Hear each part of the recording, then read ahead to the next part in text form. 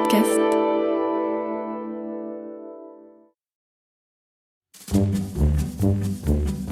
Histoire d'animaux. Le vautour fauve. Je vais essayer de vous faire vivre dans l'intimité des vautours. Et puis ne protestez pas. Ne me dites pas que vous n'aimez pas ces oiseaux-là qui ne mangent que des bêtes mortes. D'abord, parce que nous en faisons autant. Le poulet que vous mangerez tout à l'heure ne viendra pas tout vivant dans votre assiette. Et ensuite, parce que s'il n'y avait pas eu de vautours, il y a bien longtemps que notre espèce, à nous, aurait disparu, empoisonnée par les maladies nées des cadavres en décomposition qui nous débarrassent. Et c'est pas par hasard que dans les villes de l'Inde où il n'y a pas de voirie encore, les vautours traînent dans les rues qui débarrassent toutes les ordures. Et d'abord, je vais vous raconter une histoire. Il y a une vingtaine d'années, il ne restait qu'une quarantaine de vautours, 20 couples en France. Maintenant, grâce aux parcs nationaux, celui des Pyrénées et celui des Cévennes surtout, ça va mieux. Mais ces 40 vautours logeaient sur une corniche, au-dessus d'un apic, une corniche assez large, exposée à l'est, je vous expliquerai pourquoi tout à l'heure, à 2000 mètres d'altitude dans les Pyrénées. Un jeune zoologue, passionné de vautours, veut les étudier. Il remarque que sur la montagne d'en face, il y a un gros pin, un pin aux branches bien étalées. Il y grimpe, il y cloue des planches, il se fait une plateforme, il y installe sa petite tente individuelle, ses caméras, ses magnétophones, il fait un trou dans sa plateforme avec une scie, une poulie, une corde, un panier, et puis il va chez les gens du village voisin, à 10 km de là, il leur donne des sous, et il leur dit, voilà, vous me mettrez s'il vous plaît de quoi manger dans mon panier 2 fois par semaine. Et puis il remonte sur son pain. Il y est resté 22 mois.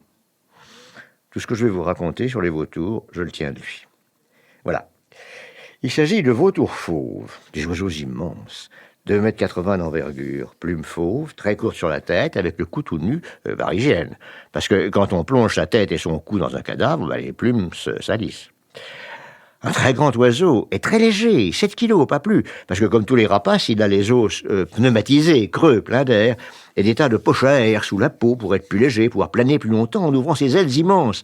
Parce que planer pour un vautour, c'est guetter par terre s'il n'y a pas un cadavre qui traîne, et surtout, regarder les autres vautours qui planent eux aussi à des kilomètres de là. Comme ça, le groupe surveille des étendues énormes de territoire, et dès qu'un des vautours descend, les autres le voient et arrivent. Seulement, il faut planer très longtemps, alors dans les ascendances, forcément. Et c'est pour cela que le vautour est si léger qu'il a des ailes immenses. Rien n'est plus beau, d'ailleurs, que de voir planer, sans un coup d'aile, à toute hauteur, l'extrême bout de ses ailes relevé par l'aile qu'il porte, un grand vautour.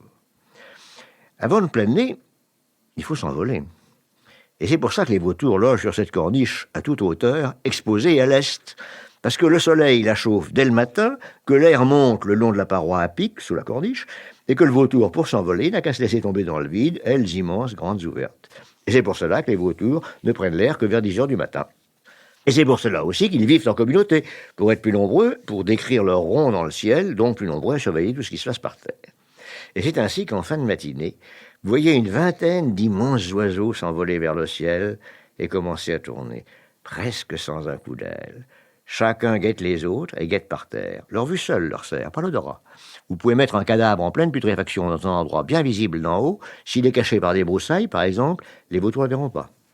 Mais dès qu'un de nos 20 vautours voit un de ses copains plonger, ou un corbeau, ou un milan noir, des autres mangeurs de charognes, il descend. Et les autres qui l'ont vu descendre, descendent aussi. Supposons qu'il s'agisse d'un mouton mort. Les corbeaux, les milans noirs, sont là-dessus. Le vautour, pas. Ils se posent à quelques dizaines de mètres et ils attendent, parce qu'on ne sait jamais. Il y a peut-être un piège dans ce cadavre. Alors ils attendent, des heures. Et puis enfin, l'un d'eux se met en marche et à pied, lentement, il s'approche du cadavre. Quelques coups d'aile et les corbeaux, les bilans noirs s'en vont. Les autres vautours suivent et on va commencer à déjeuner. Mais le chef d'abord. Et si un vautour subalterne s'approche trop près, le chef se retourne, tend le cou, siffle, dresse une de ses pattes à l'horizontale, griffes ouvertes, et marche au pas de loi vers l'audacieux, qui s'enfuit. Quand enfin le chef est repu, les autres se précipitent, et il n'y a plus que des grandes ailes battantes et des grognements sur ce qui fut un mouton, et bientôt il ne restera que des os. À ce moment-là, les vautours pleins de nourriture titubent littéralement, ils vont se reposer un moment sur les arbres ou les rochers, et puis, difficilement, parce qu'ils sont lourds, profitant d'une risée de vent qui passe, ils repartiront tourner en plein ciel pour revenir au soir tombant à la corniche de la colonie. Tout ça durera jusqu'en décembre. Évidemment, l'hiver, ils voleront moins à cause du temps. Alors ils trompent leur faim en arrachant des touffes d'herbe. Et puis vers Noël, tout le monde s'agite. C'est le début des amours, des prodigieuses danses nuptiales en plein ciel. On tourne en l'air à deux, on plane à côté l'un de l'autre, on plonge à la verticale à toute allure. J'ai vu une fois un mâle piquer ainsi sur la femelle qui planait en dessous de lui et se poser sur elle. 1 heure de voltige aérienne à vous couper le souffle. Et puis on revient à la corniche, on se salue interminablement et finalement on s'accouple. Pourquoi en plein hiver ? Parce que, dans le gros nid qu'on construit à deux sur la corniche, l'œuf, un seul œuf, sera pondu vers la fin janvier. Que le petit, on aura couvert à tour de rôle pendant 60 jours, que le petit naîtra donc fin mars, qu'on le nourrira pendant 2 mois et demi, ce qui nous mène au 15 juin, et qu'il sera capable de voler vers le 15 juillet, début août.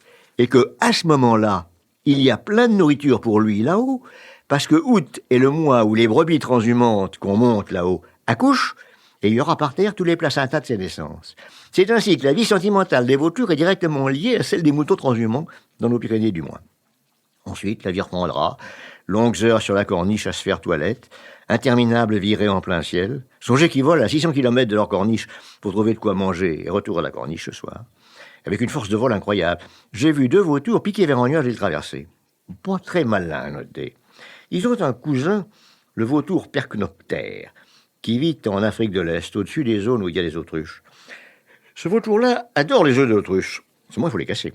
Alors le vautour percnoptère, tout malin, prend une pierre dans son bec, tape sur l'œuf d'autruche, le casse et le mange. Mais notre vautour, à nous, le vautour fauve, vit aussi là-bas. Et le truc de la pierre, il n'a jamais pu la prendre. J'ai vu un jour un percnoptère casser un œuf d'autruche devant 2 vautours fauves qu'il regardait faire sans comprendre, ni avoir l'idée d'en faire autant. C'est une limite de l'intelligence du vautour. Ce qui l'a fait disparaître, bon, les chasseurs d'abord, ces imbéciles qui croient avoir fait un beau coup de fusil en descendant un vautour. Heureusement, c'est défendu maintenant. Mais le fait aussi qu'on ne laisse plus les vaches crever dans le pré où elles sont mortes, là-haut, sous prétexte d'hygiène. Puis surtout le DDT, le HCH, tous ces produits chimiques qui empoisonnent les bêtes qu'ils mangent et qui rendent fragile la coquille de son œuf. C'est d'autant plus grave que les vautours ne peuvent survivre qu'en bande. Seuls, ils ne couvriraient pas assez de terrain pour trouver des cadavres par terre. Alors là, il faut tirer un grand coup de chapeau aux gens du parc national des Cévennes, par exemple, où on réacclimate des vautours actuellement. Songez qu'ils doivent régulièrement porter en pleine montagne des moutons morts, des vaches mortes, pour que leurs vautours trouvent à manger jusqu'au moment où ils sont tout à fait installés. Et l'admirable, c'est que le public les aide. Allez dans les villages d'Ardèche, vous verrez partout les affiches représentant un grand vautour en plein vol avec cette simple phrase dessous « Ils sont revenus, protégez-les ». Ça, c'est la preuve qu'il y a quelque chose de changé en France. Les histoires d'animaux de Jacques Trémolin, un podcast à retrouver sur toutes les plateformes d'écoute et sur podcastpluriel.ina.fr.